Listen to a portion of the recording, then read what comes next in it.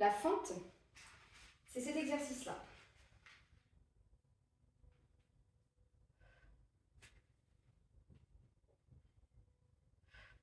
Alors, pour l'effectuer, vous allez placer un pied devant l'autre.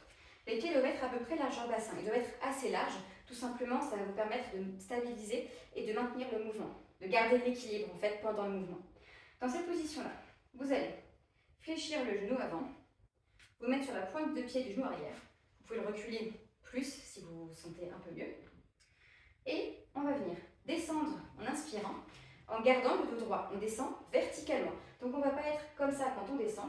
Okay, on essaie de garder le dos vraiment droit. Donc on inspire, on descend, et on descend grâce à la jambe arrière. C'est elle qui guide le mouvement. C'est le genou qui descend en premier vers le sol, et c'est de là que doit venir le mouvement. Donc vous vous laissez guider par votre genou, et vous faites à peu près 2 angles droits avec la jambe arrière, la jambe avant quand vous êtes au sol. Le dos est droit. On expire en revenant, on étend les jambes.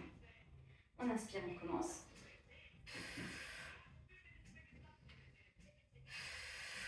On fait la même chose de l'autre côté.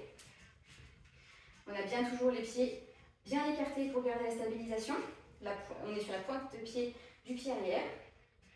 On va inspirer en descendant. Expirer en remontant. N'hésitez pas à vous replacer pendant le mouvement si vous sentez que vous êtes mal aligné.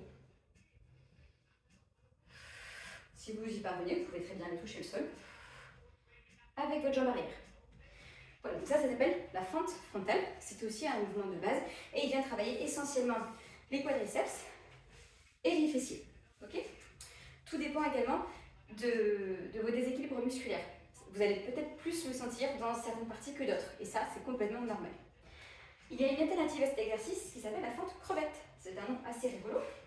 C'est à peu près le même exercice, sauf que cette fois-ci, on va davantage le sentir dans le quadriceps que les fessiers, puisqu'on rapproche les jambes et on va venir faire la même chose.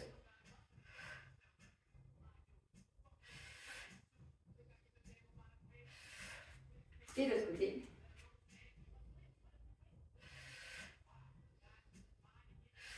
Et là, vous ne faites pas forcément un angle droit avec la jambe arrière.